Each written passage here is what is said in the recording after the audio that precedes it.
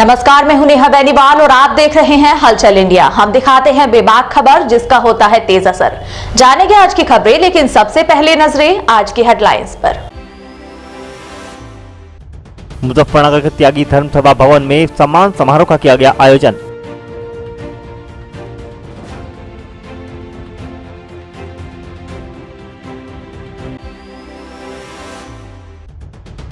शामली के कस्बा गढ़ीपुख्ता के अग्रवाल धर्मशाला में चल रही श्री राम कथा के तीसरे दिन मनु सत्य रूप का किया गया वर्णन।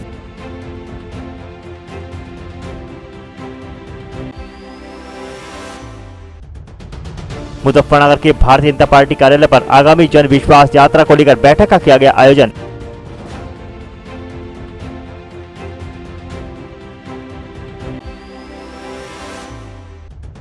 सहारनपुर की ननौता पुलिस ने 300 ग्राम चरस और अन्य नशीले पदार्थों के साथ 2 अभियुक्तों को किया गिरफ्तार।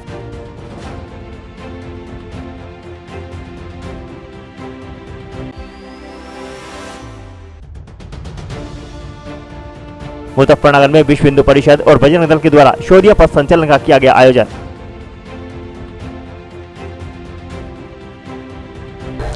और अब खबरें विस्तार से। मुजफ्फरनगर में विश्व हिंदू परिषद बजरंग दल द्वारा शौर्य पथ संचलन का आयोजन किया गया।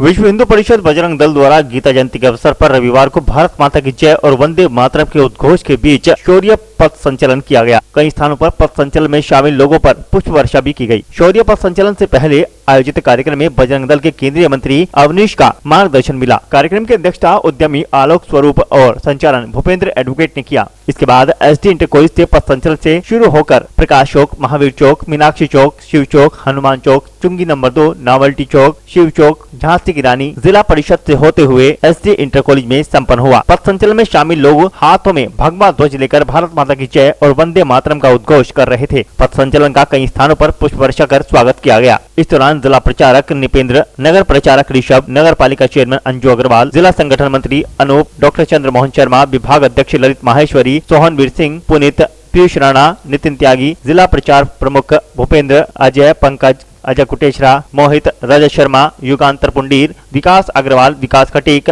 मनीष बंसल, मोहित बंसल आदि लोग मौजूद रहे। आज जनपद लक्ष्मीनगर मेरठ प्रांत के अंतर्गत बजरंग दल के बैनर पर शौर्य पथ संचलन का कार्यक्रम संगठन द्वारा किया गया।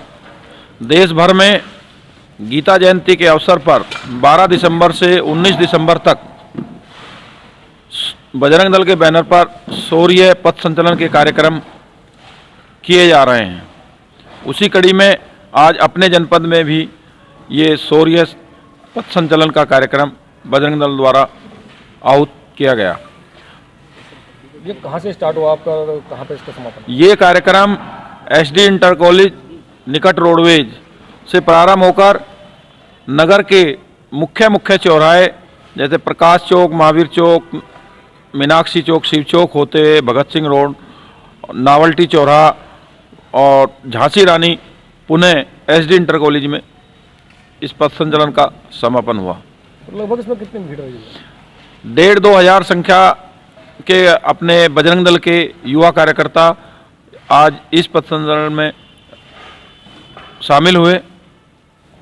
सहारनपुर की ननौता पुलिस ने 300 ग्राम चरस और 2 किलो डोडा चूर्ण के साथ 2 अभियुक्तों को गिरफ्तार कर लिया। सहारनपुर एसएसपी आकाश तोमर के आदेश अनुसार नशा तस्करों की धरपकड़ के लिए चलाए जा रहे अभियान के तहत ननौता पुलिस ने 2 अभियुक्तों को गिरफ्तार करने में सफलता हासिल की है। ननौता थाना अध्यक्ष चंद्रसेन सैनी व उप निरीक्षक पुष्पेंद्र कुमार ने संयुक्त रूप से जानकारी देते हुए बताया कि टाउन ननौता के मोहल्ला अफगानान निवासी रवि पुत्र सेठपाल व गाँव पांडो खेड़ी निवासी गौरव पुत्र मुकेश को ननौता पुलिस के द्वारा गिरफ्तार किया गया है।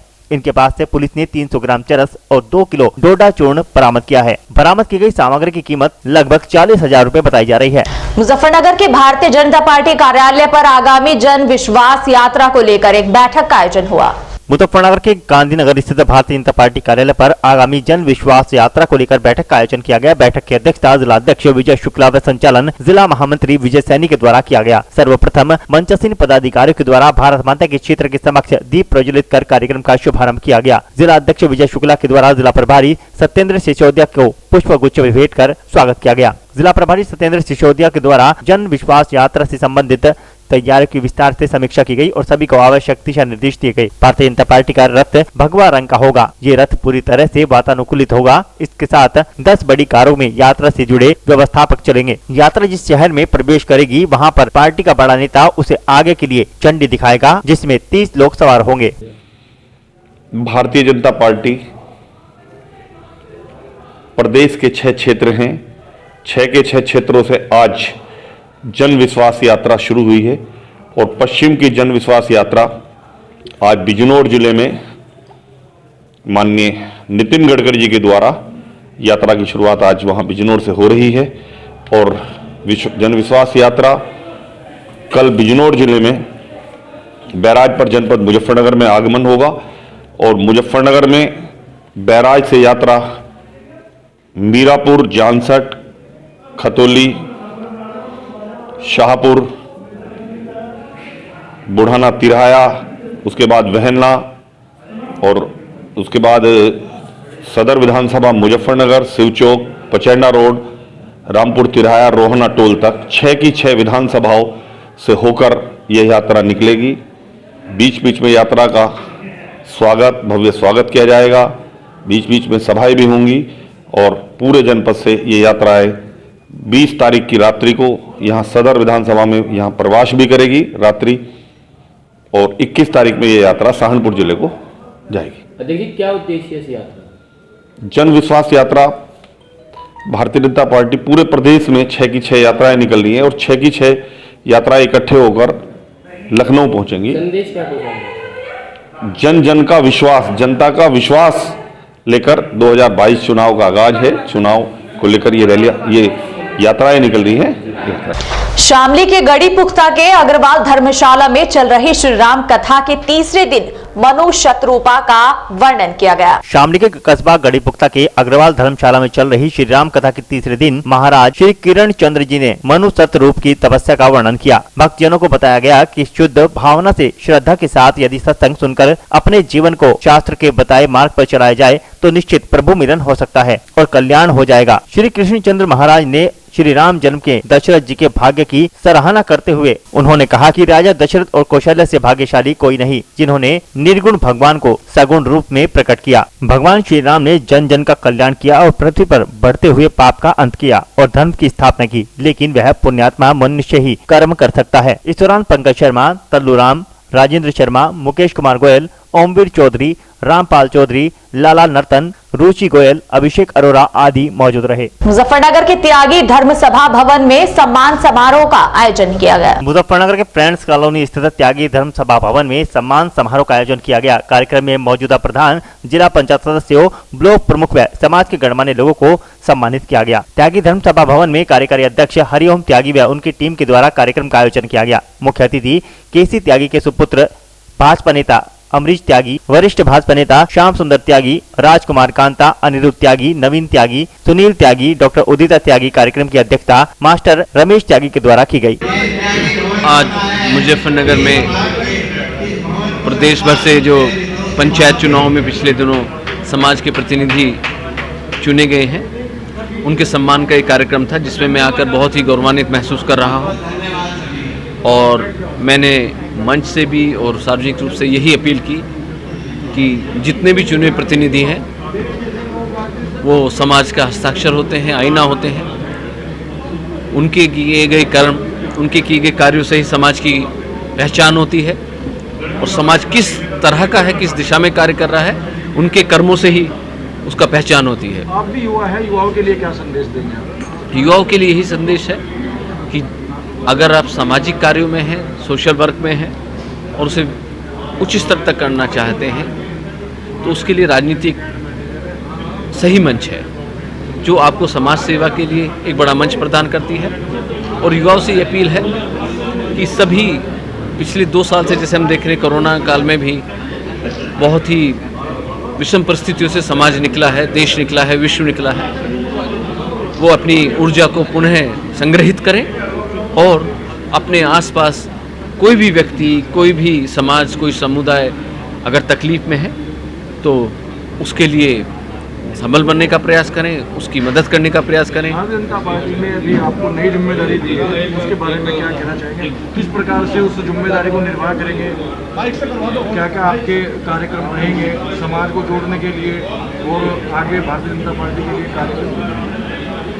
देखिए, मैं अपने आप को गौरवान्वित महसूस कर रहा हूँ। विश्व की सबसे बड़ी पार्टी सदस्यों के लिहाज से उसका एक साधारण सदस्य इसमें मैं भर्ती हुआ हूँ।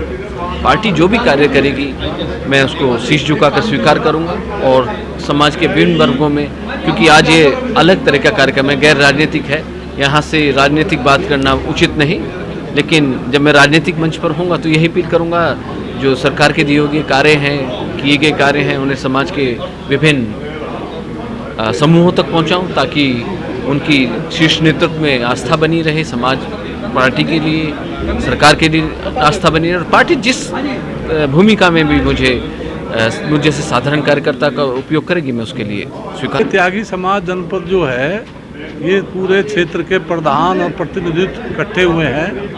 राजनीति में त्यागी समाज संगठित होकर के एकजुट होकर के काम करेगा और अपना प्रतिनिधित्व हर राजनीतिक दल जहाँ भी हमारे जो नेता हैं उनसे चाहता है हर पार्टी उनको सही प्रतिनिधित्व दे।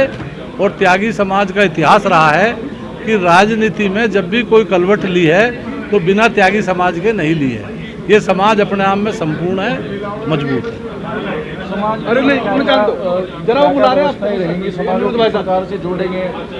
समाज में ये है कि अभी अभी हमारे ये युवा अमरीश जी भी आए हैं बीजेपी में और भी, मैं भी खुद बीजेपी से हूँ। तो हमारे जो भी लोग हैं, हमारी यही प्रार्थना है कि भाई राजनीति में 100% वोट करो और राजनीतिक दलों से भी यही है कि जो त्यागी समाज है इसका जो प्रतिनिधित्व है वो इससे पूरा मिलना चाहिए, क्योंकि ये समाज जो है बोलता कम है लेकिन काम ज़्यादा करता है। तो ना बोलने का मतलब यूँ नहीं है इसको नज़रअंदाज किया जाए, क्योंकि जब ये इतिहास गवाह है, जब जब ये चाहे राजनारायण जी हुए, चाहे महावीर जी हुए, चाहे प्रकाशवीर शास्त्री जी हुए, ये जब राजनीति में कलवट लेता तो ये नई दिशा देता है।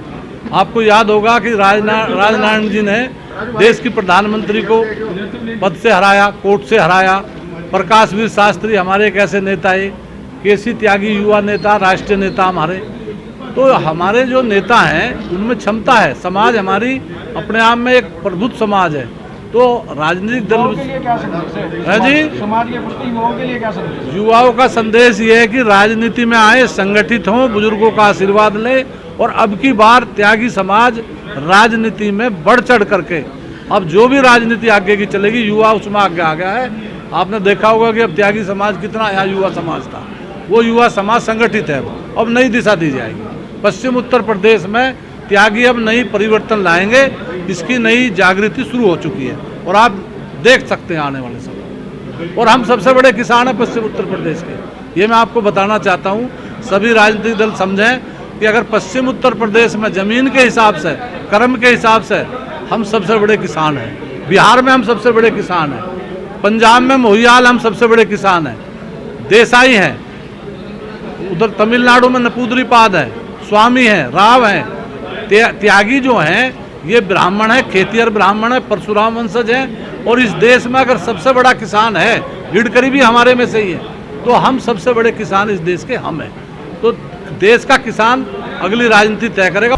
मेरठ के गांव मोड़ खुर्द में पंजाब नेशनल बैंक द्वारा किसान गोष्ठी का आयोजन हुआ। मेरठ के बहसुमा क्षेत्र के गांव मोड़ खुर्द में शनिवार को लियाकत अली के आवास पर पंजाब नेशनल बैंक की मोड़ खुर्द शाखा के द्वारा एक किसान गोष्ठी का आयोजन किया गया। किसान गोष्ठी में हिस्सा लेने आए सैकड़ों किसानों को कृषि वैज्ञानिकों ने अच्छी खेती किस प्रकार की जाए की बाबत विस्तार से जानकारी उपलब्ध कराई। किसान गोष्ठी को संबोधित करते हुए कृषि वैज्ञानिक के तोमर ने बताया कि किसान की आय दोगुनी करने के लिए हम सभी को प्रयास करने होंगे, जिसके लिए हमें उन्नत बीजों के साथ साथ सहफसली खेती भी करनी होगी। किसान सहफसली खेती से ही अपनी आय दोगुनी कर सकते हैं। किसान गोष्ठी में बोलते हुए कृषि प्रबंधक तरुण कुमार ने किसानों को केसीसी बनवाने की बाबत जानकारी देते हुए बताया कि केसीसी का उपयोग सभी किसान भाइयों को करना चाहिए। इसके उपरांत पंजाब नेशनल बैंक की मौड़ खुर्द शाखा के प्रबंधक नीतीश राठौड़ ने किसानों को सरकार की ओर से दी जाने वाली सुविधाओं की बाबत विस्तार से जानकारी उपलब्ध कराई। और आज के इस बुलेटिन में फिलहाल इतना ही। कल फिर हाजिर होंगे कुछ और नई खबरों के साथ।